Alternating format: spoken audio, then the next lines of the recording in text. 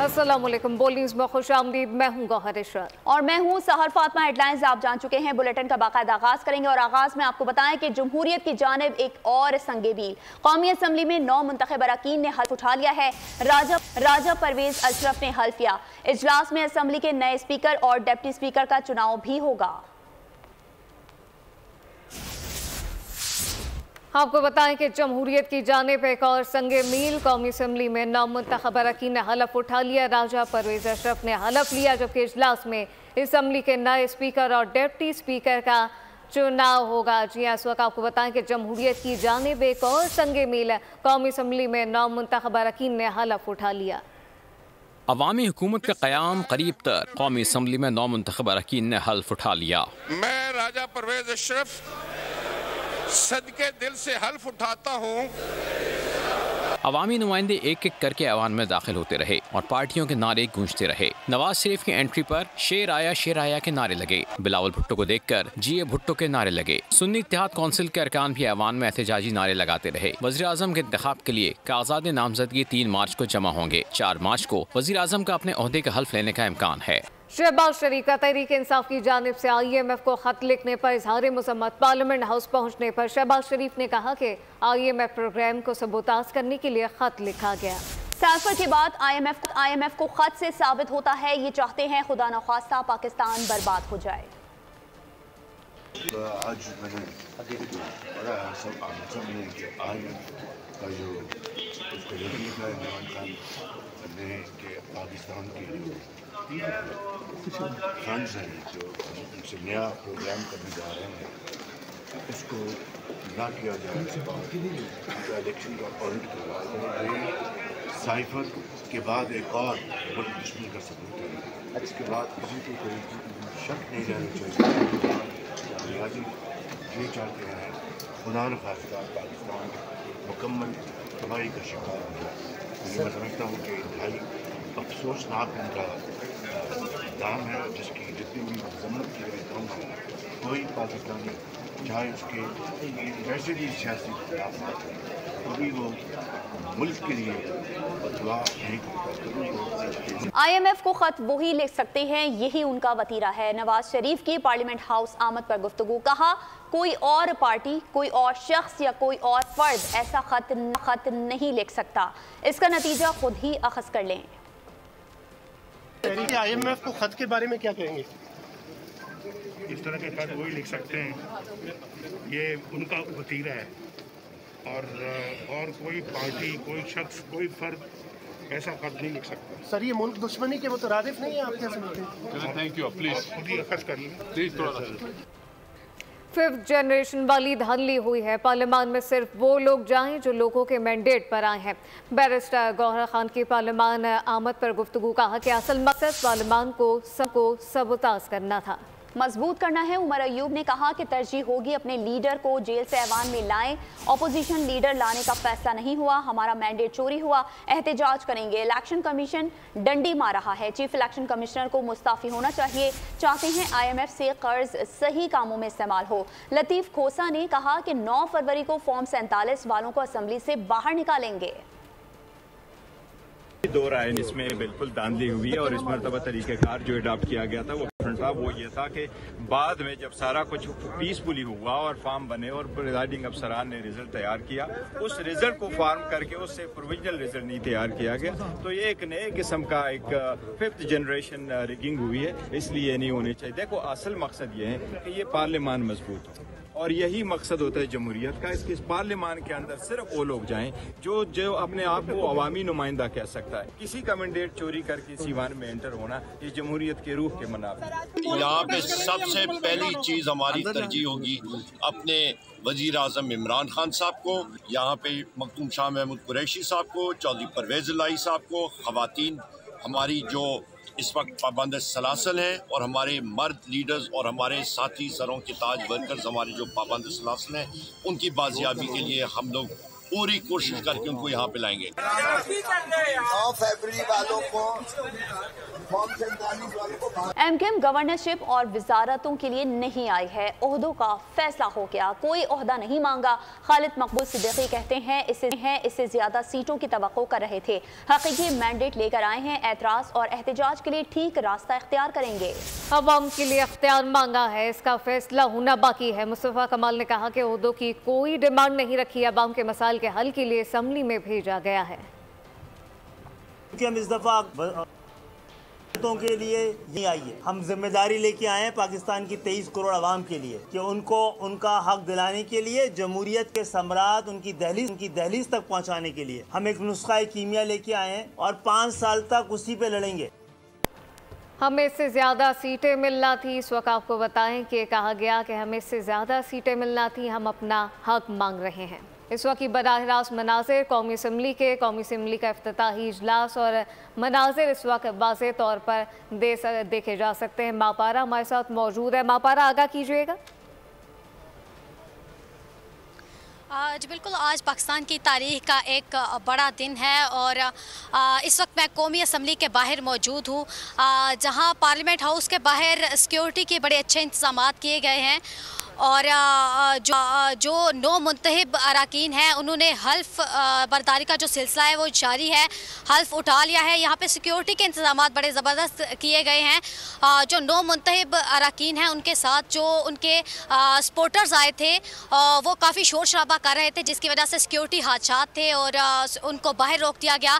इसके अलावा अगर हम लॉबीज़ की बात की जाए और पार्लियामेंट हाउस के अंदर जो विजिटर्स हैं उनको भी अलाउ नहीं किया गया। कल उनके कार्ड्स जो है वो मनसूख कर दिए गए थे। आज भी मीडिया के लिए भी जो खसूसी हदायत है वो जारी की गई हैं कि वो अपना कार्ड जो है वो लेके जाएंगे और कार्ड होने के बावजूद जिनका लिस्ट में नाम नहीं उनको नहीं जाने दिया जा रहा और सिक्योरिटी के बड़े अच्छे इंतजाम हैं। उसके अलावा हल्फ जो है वो उठा लिया गया है। स्पीकर और कौमी जो डिप्टी स्पीकर है उनके जो इलेक्शंस उनके लिए वो कल किए जाएंगे और आज अभी फ़िलहाल ताहीर का शिकार हुए हैं, जिसकी वजह यह है कि रश बहुत ज़्यादा हो गया था और गाड़ियाँ जो है वो बहुत बड़ी तादाद में यहाँ पे मौजूद थी। डी चौक में यहाँ जो सेक्रेटरीट और मारगला वाली साइड है उनको खुला रखा, बाकी तमाम रास्ते जो है वो बंद किए गए हैं। जी बाकी तमाम रास्ते जो किए गए हैं। माहपारा ज़मान हमें अपडेट कर रही थी। माहपारा, ये भी बताइएगा कि अब आगे का क्या लाहेमल होगा, स्पीकर डिप्टी स्पीकर का अब इंतखाब होना है। स्पीकर और डिप्टी स्पीकर के जो इंतखाबात हैं वो अभी चूँकि हल्फ बर्दारी का जो मामला है वो ताहीर का शिकार हुआ है तो ये कल एक्सपेक्टेड है कि ये कल होंगे। जी अच्छा माहपारा ज़मान, ये भी बताएगा कायदे ऐवान का जो इंतखाब होगा एक मरहले से गुजरने के बाद इस तमाम तर प्रोसेस के हवाले से बताइएगा। हुकूमत साजी के लिए बड़े कदम उठाए जाते हैं, क्या प्रोसेस होता है? जी बिल्कुल, अभी जो है वो फिल वक्त तो हल्फ बर्दारी का जो सिलसिला है वो जारी है। ये जो पार्लियामेंट का टाइम है ये ख़त्म होने तक ये जारी रहेगा। उसके बाद स्पीकर और डिप्टी स्पीकर के जो इलेक्शन है वो होंगे और उसके बाद उनका नाम मुंतखब किया जाएगा। जो कायदे अवान के जो इलेक्शंस हैं उनके लिए 4 तारीख को जो इलेक्शंस हैं वो होंगे और उसके बाद वो मुंतखब किए जाएंगे। ये मुकम्मल जो प्रोसेस है ये जारी रहेगा और उसके बाद फिर सदर के इंतखाबात होंगे। जी सही, उसके बाद इंतखाबात होंगे। इस वक्त 9 मुंतखब अरकान ने हलफ उठा लिया है। 16वें कौमी असम्बली का ये पहला इजलास है। हलफ बर्दारी की तकरीब हुई है, जबकि स्पीकर और डिप्टी स्पीकर के इंतखाबात का अमल अब कल होगा। इस वक्त आपको बताएं कि 9 मुंतखब अरकान ने हलफ उठा लिया है। साथ साथ इस वक्त बलूचिस्तान असम्बली से खबर शामिल करें। आपको बताएं पीपल्स पार्टी के ग़ज़ाला गोला बिला मुकाबला डिप्टी स्पीकर बलूचिस्तान असम्बली मुंतखब हो गई हैं। जी हाँ, हम खबर इस वक्त पीपल्स पार्टी की ग़ज़ाला गोला बिला मुकाबला डिप्टी स्पीकर बलूचिस्तान असम्बली अब मुंतखब हो चुकी हैं। जिस वक्त आपको बताएं कि पीपल्स पार्टी की ग़ज़ाला गोला बिला मुकाबला डिप्टी स्पीकर बलूचिस्तान मुंतकिल हो गई हैं। बिल्कुल, आपको अहम खबर से आगाह कर रहे हैं। पाकिस्तान पीपल्स पार्टी की ग़ज़ाला गोला बिला मुकाबला डिप्टी स्पीकर बलूचिस्तान असम्बली मुंतखब हो चुकी हैं। आपको खबर दे रहे हैं पाकिस्तान पीपल्स पार्टी की ग़ज़ाला गोला बिला मुकाबला डिप्टी स्पीकर बलूचिस्तान असम्बली मुंतखब हो चुकी हैं। इंतखाबी निशान वापस लेने के फैसले के खिलाफ इंट्रा कोर्ट अपील पर समाअत। लाहौर हाई कोर्ट ने केस की समाअत कुछ देर तक मुलतवी कर दी है। जी इस वक्त आपको बताएं कि इंट्रा पार्टी इलेक्शन ना कराना आइन की खिलाफ वर्जी है। वकील वफाकी हुकूमत हाई कोर्ट के लिए सुप्रीम कोर्ट का फैसला हतमी है, जबकि एक फर्द के भी पार्टी से मुताल्लिक कुछ हुकूक होते हैं। सिंगल बेंच का फैसला आइन और कानून से मुतसादिम है, ये मौक़िफ़ इख्तियार किया गया है। इस वक्त आपको बताएं कि इंतखाबी निशान वापस लेने के फैसले के खिलाफ इंट्रा कोर्ट अपील पर यह समाअत और लाहौर हाई कोर्ट ने केस की समाअत कुछ देर के लिए अब मुलतवी कर दी है। समाअत को कुछ देर के लिए मुलतवी किया गया। इस मुतालिक मजीद क्या तफसीलात हैं अब्दुल रहमान से जानते हैं। अब्दुल रहमान, आगाह कीजिएगा, समाअत को मुलतवी कर दिया गया है कुछ वक्त के लिए? जी बिल्कुल, लाहौर हाई कोर्ट ने इंतखाबी निशान वापस लेने के सिंगल बेंच के फैसले के खिलाफ इंट्रा कोर्ट अपील की समाअत कुछ देर के लिए मुलतवी कर दी है, जबकि वफाकी हुकूमत के वकील की जानिब से अदालत को आगाह किया गया कि सुप्रीम कोर्ट के फैसले के मुताबिक इंट्रा पार्टी इलेक्शन न कराना आइन के आर्टिकल 17 की खिलाफवर्जी है। हाई कोर्ट के लिए सुप्रीम कोर्ट का फैसला हतमी है, जबकि पीटीआई ने इलेक्शन कमीशन के फैसले को पेशावर हाई कोर्ट में भी चैलेंज किया था और ये मामला सुप्रीम कोर्ट में भी जेर बहस आया था, जिस पर दरख्वास्तदार के वकील अजहर सदीक एडवोकेट ने दलाल देते हुए कहा कि एक फर्द की पार्टी के हवाले से कुछ हकूक हैं, जबकि उन्होंने कहा कि सिंगल बेंच ने कानून के मुनाफी फैसला सुनाया। अदालत सिंगल बेंच का फैसला आइन और कानून से मुतसादम करार देते हुए कलादम करार दे। अभी इस केस की समाअत जारी है, ताहम अदालती वक्फा होने की वजह से सही समाअत कुछ देर के लिए मुलतवी कर दी गई है। अब्दुल रहमान रहिएगा, एक और अहम खबर शामिल करें। आपको बताएं कि बिलावल और दीगर अरकान के नोटिफिकेशन रोकने के लिए मुतफर्रिक दरख्वास्त पर समाअत लाहौर हाई कोर्ट ने रजिस्ट्रार ऑफिस को केस मुकर्रर करने की हिदायत कर दी है। इस मुतालिक भी अब्दुल रहमान आगाह कीजिएगा। अब्दुल रहमान बताइएगा। सही, इस वक्त आपको बताएं कि बिलावल और दीगर अरकान के नोटिफिकेशन रोकने के लिए मुतफर्रिक दरख्वास्त पर यह समाअत और लाहौर हाई कोर्ट ने रजिस्ट्रार ऑफिस को केस मुकर्रर करने की हिदायत कर दी है। जी अब्दुल रहमान। जी बिल्कुल, लाहौर हाईकोर्ट ने बिलावल भुट्टो जरदारी समेत पीपल्स पार्टी के मुंतखब अरकान के नोटिफिकेशन रोकने के लिए दायर मुतफर्रिक दरख्वास्त पर रजिस्ट्रार ऑफिस को केस मुकर्रर करने की हिदायत कर दी है, जबकि अदालत ने दस्तावेजात लिफ्ट करने के दरख्वास्त मंजूर कर रखी है। अदालत ने आइंदा समाअत पर फ्रीकैन को दलाल के लिए भी तलब कर रखा है। जस्टिस फैसल जमान खान ने शहरी अयाज फरूकी की दरख्वास्त पर समाअत की। दरख्वास्तदार की जानिब से यह मौका इख्तियार किया गया कि इलेक्शन कमीशन में पाकिस्तान पीपल्स पार्टी पार्लियामेंटेरियन और पाकिस्तान पीपल्स पार्टी के नाम से 2 सियासी जमातें रजिस्टर्ड हैं, जबकि जो दोनों जमातों के हवाले से जो पाकिस्तान पीपल्स पार्टी ने जो अपने इंतखाबी निशान और जो इंतखाबात में हिस्सा लिया है वो गैर कानूनी तौर पर पाकिस्तान पीपल्स पार्टी ने। बहुत शुक्रिया अब्दुल रहमान आपका। और एक और अहम खबर से इस वक्त आपको आगाह करेंगे। खैबर पख्तूनख्वा असम्बली का इजलास जारी है। खैबर पख्तूनख्वा असम्बली के इजलास के हवाले से आपको अपडेट कर रहे हैं। खैबर पख्तूनख्वा असम्बली का इजलास जारी है और स्पीकर और डिप्टी स्पीकर के इंतखाब के लिए पोलिंग का अमल भी इस वक्त जारी है। नवाब शेर से मजीद तफसीलात जानेंगे। जी नवाब शेर, आगाह कीजिएगा। जी बिल्कुल, खैबर पख्तूनख्वा असम्बली का इजलास इस वक्त जारी है और स्पीकर और डिप्टी स्पीकर के लिए पोलिंग का अमल शुरू हो चुका है और अब तक 70 से ज्यादा जो अरकान असम्बली है उन्होंने स्पीकरशिप के लिए वोट पोल कर दिए हैं। जैसे ही जो बाबर सलीम साथी जो तहरीक इंसाफ के आजाद हिम्मत याफ्ता नामजद स्पीकर है वो जैसे ही वोट पोल करने के लिए आए तो ऐवान में जो है वो तालियां बजी और उनके शदीद नारेबाजी भी की गई। तो इस वक्त भी जो है वो पोलिंग का अमल जारी है और मुश्ताक गनी जो स्पीकर खैबर पख्तूनख्वा असम्बली है वो सारे प्रोसेस को देख रहे हैं, जबकि जमीयत उलमा इस्लाम ने जो है वो पोलिंग के अमल से प्रोसेस का हिस्सा नहीं है और इस वक्त ऐवान में उनका कोई भी अरकान जो है वो मौजूद नहीं है और वो इस प्रोसेस में हिस्सा नहीं ले रहे। जबकि अपोजिशन की जानिब से पाकिस्तान पीपल्स पार्टी के एहसानुल्लाह मियां खेल को जो है वो स्पीकरशिप के लिए नामजद किए हैं, जबकि डिप्टी स्पीकर के लिए अपोजिशन की जानिब पाकिस्तान तहरीक इंसाफ। ठीक है नवाब शेर, आपका बहुत। और एक बार फिर से आपको बराह रास्त लिए चलेंगे कौमी असम्बली के इजलास की जानिब लेकर। इन्होंने इस दफा कामयाबी हासिल की, जनरल सीट पे मुंतखब होकर आती हैं ये। और देखिए ये जमहूरियत की जानिब एक और संग मील कौमी असम्बली में 9 मुंतखब अरकान ने हल्फ उठा लिया है। राजा परवेज अशरफ ने हल्फ किया। इजलास में असम्बली के नए स्पीकर और डिप्टी स्पीकर का चुनाव भी होगा, जबकि साथ ही साथ आपको बताते चलें कि शहबाज शरीफ ने पाकिस्तान तहरीक इंसाफ की जानिब से IMF को खत लिखने पर इजहार मजम्मत किया। जमहूरियत की जानिब एक और संग मील है। कौमी असम्बली में 9 मुंतखब अरकान ने हल्फ उठा लिया। इसलिए कि आप उस वक्त आपकी लीडरशिप में जो शुरू में हम थे कि इन्होंने नॉमिनेशन पेपर फाइल करते हैं, इसलिए इजलास है। 9 मुंतखब अरकान ने हल्फ उठा लिया है। स्पीकर राजा परवेज अशरफ ने अरकान से हल्फ लिया। नवाज शरीफ और आसिफ अली जरदारी की ऐवान में आमद पर अरकान ने नारेबाजी की, जबकि हल्फ बर्दारी से कबल अरकान का शोर शराबा। सुन्नी इत्तेहाद कौंसिल के अरकान स्पीकर डायस के सामने खड़े हो गए। रूल ऑफ मेंबर्स पर दस्तखत के दौरान भी एक दूसरे के खिलाफ नारेबाजी की गई। गैलरी से नारेबाजी पर उमर अयूब नाराज हो गए, जबकि स्पीकर से शिकायत कर दी। राजा परवेज अशरफ की नारेबाजी करने वालों को तंबी, कहा किसी ने गैलरी से शोर किया तो बाहर निकाल दूंगा। मजीद तफसीलात जानेंगे मलिक सईद आवान से। मलिक सईद, क्या सूरत हाल देख रहे हैं इस वक्त आप?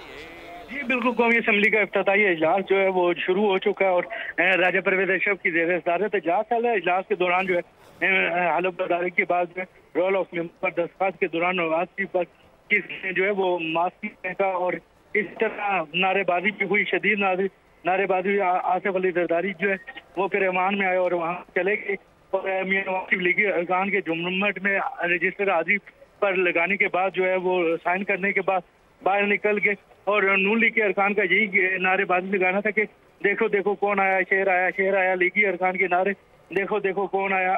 इसी तरह जो है वो सुन्नी इत्तेहाद कौंसिल की जाने से भी जो है वो नारेबाजी लगाएगी और डाइश के सामने खड़े होकर जो है वो उनकी जाने से लीगी अरकान के ऊपर जो है नारेबाजी की गई।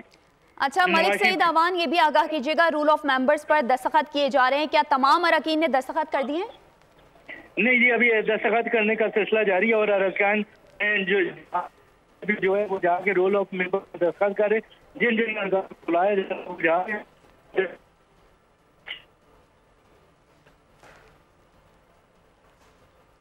ठीक है मलिक सईद आवान, आपकी आवाज़ हम तक सही तरीके से नहीं पहुंच पा रही है, आपसे दोबारा राब्ता बहाल करने की कोशिश करेंगे।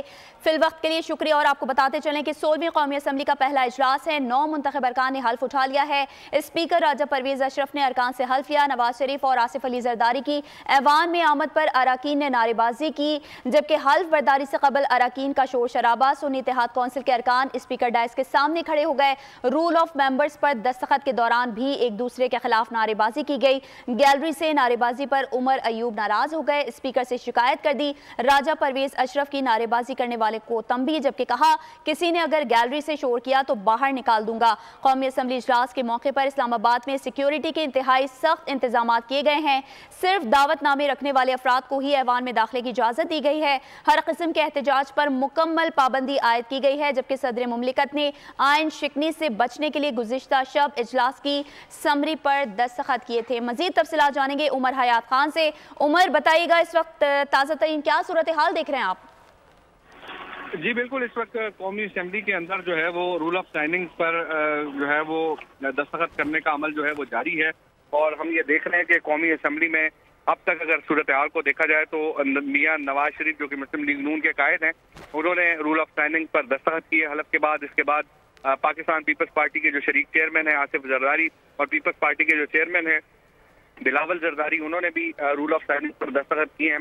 और मियां नवाज शरीफ और मियां शहबाज शरीफ जो कि नामजद वजीर आजम है शहबाज शरीफ, उन्होंने भी दस्तखत किए हैं और मियां नवाज शरीफ और शहबाज शरीफ जो है वो पार्लियामेंट से निकल चुके हैं और रूल ऑफ साइनिंग पर दस्तखत करके अब जैसे जैसे ये अमल जो है इसका आगाज होगा, इख्तिताम होगा, तो उसके बाद हम ये देखेंगे कि जो अगला मरहला है वो स्पीकर और डिप्टी स्पीकर का है। ऐवान के अंदर हमने देखा कि काफी बदमज़गी हमें नजर आई है, एक दूसरे के खिलाफ शदीद नारेबाजी। मुस्लिम लीग नून, पीटीआई और पीपल्स पार्टी देखा है कि जब Nawaz Sharif rule of signing पर दस्तखत के लिए आए हैं तो उस वक्त नवाज शरीफ के हक में नारेबाजी मुस्लिम लीग नून के जो मुंतखब मेंबरान हैं उन्होंने की और फिर इसके साथ साथ जो मेहमानों की गैलरी में मौजूद लोग थे उन्होंने भी उनके हक में जो है वो नारेबाजी की।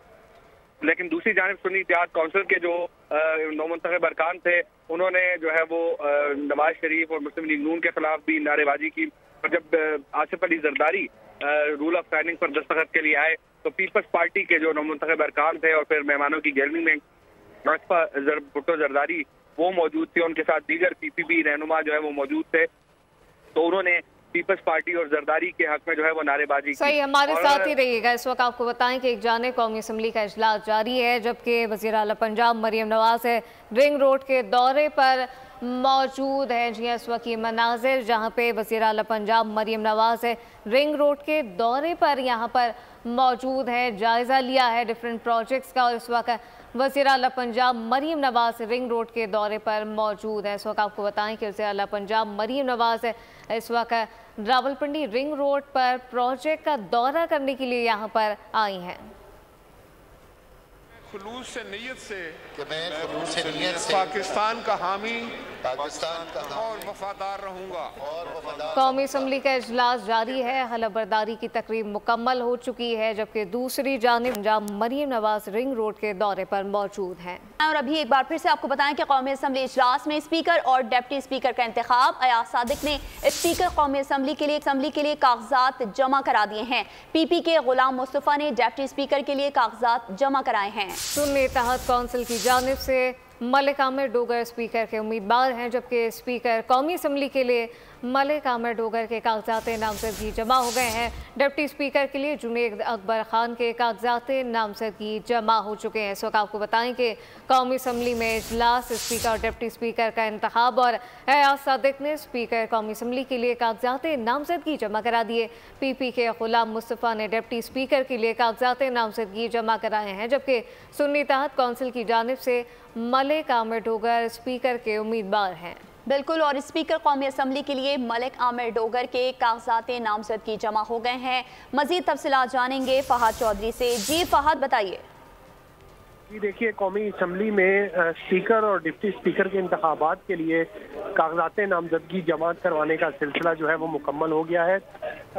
मुस्लिम लीग नून और इत्तेहादी जमात की जानिब से स्पीकर कौमी असम्बली के लिए सरदार अयाज सादिक, जबकि डिप्टी स्पीकर के लिए पीपल्स पार्टी के गुलाम मुस्तफ़ा शाह के कागजात नामजदगी जमा करवाए गए हैं, जबकि सुन्नी इत्तेहाद कौंसिल की जानिब से स्पीकर के लिए मलिक आमिर डोगर और डिप्टी स्पीकर के लिए जुनेद अकबर खान के कागजात नामजदगी ऐवान के अंदर ही सेक्रेटरी कौमी असम्बली ने रिसीव किए और तस्दीक और तायद कुनिंदगान के हमरा जो उम्मीदवार थे उन्होंने बराह रास्त अपने कागजात नामजदगी खुद जमा करवाए। स्पीकर और डिप्टी स्पीकर का इलेक्शन जो है वो कल करवाया जाएगा। जी ठीक है फहद चौधरी, आपका बहुत शुक्रिया।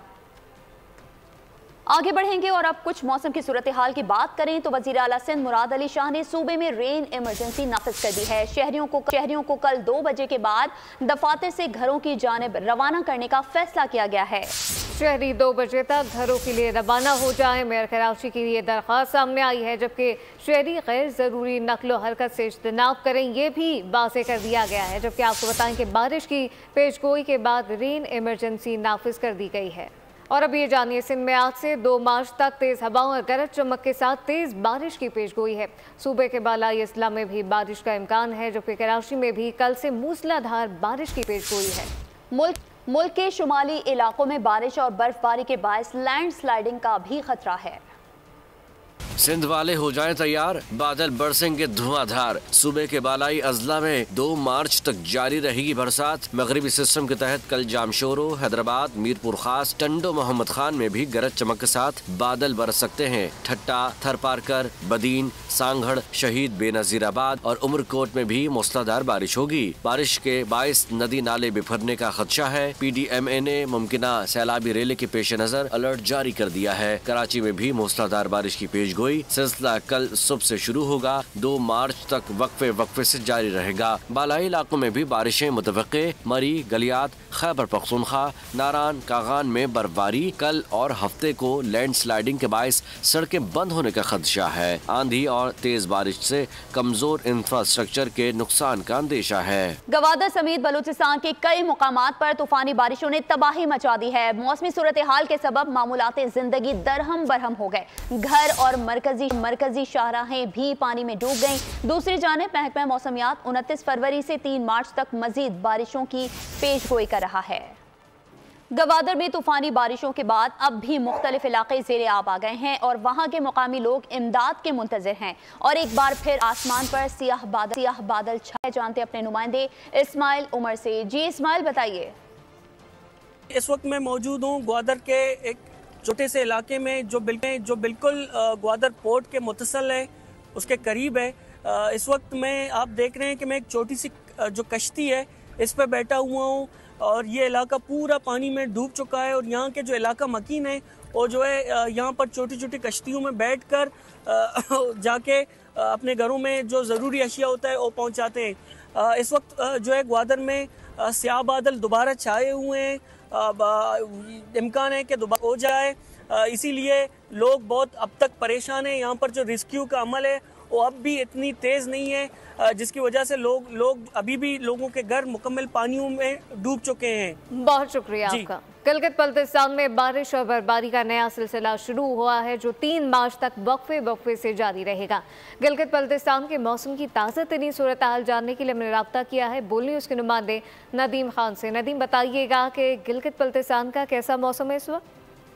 बिल्कुल, गिलगित बल्तिस्तान के अगर आज के मौसम की बात करते हैं तो गिलगित बल्तिस्तान के बालाई इलाकों समेत मैदानी इलाकों में आज से बारिश और बर्फबारी का नया सिलसिला शुरू हो चुका है और गिलगित के मुज़ाफ़ात के पहाड़ों पे जो है फुल्की जो है वो बर्फबारी का सिलसिला जारी है। जबकि बालाई इलाकों की अगर हम बात करते हैं ज़िला गिज़र, ज़िला हुंजा, ज़िला अस्तोर, तो वहाँ पे वक्फे से बर्फबारी का सिलसिला जारी है और सर्दी की शिद्दत में एक मरतबा फिर से इजाफा हुआ है। इसके साथ साथ आपको ये बता दें कि महकमा मौसमियात के मुताबिक जो है बारिशों और बर्फबारी का नया सिलसिला 3 मार्च तक वक्फे से जारी रहेगा।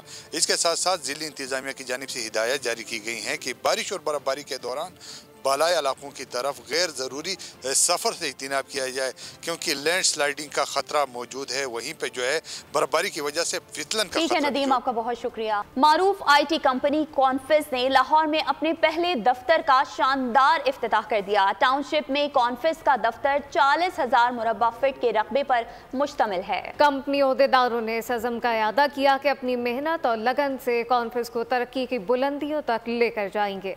कराची से Peshawar white oil pipeline project की मुफाहमती याददाश्त पर दस्तखत कर दिए गए, जिसका मकसद पेट्रोलियम मसनूआत की मौसर सप्लाई यकीनी बनाना है जिससे कौमी खजाने में अरबों रुपए की बचत होगी। न्यूज़ स्टूडियो से फिलवक्त इतना ही। मजीद खबरों और अपडेट्स के लिए विजिट कीजिए हमारी वेबसाइट bolnews.com और देखते रहिए बोल न्यूज़।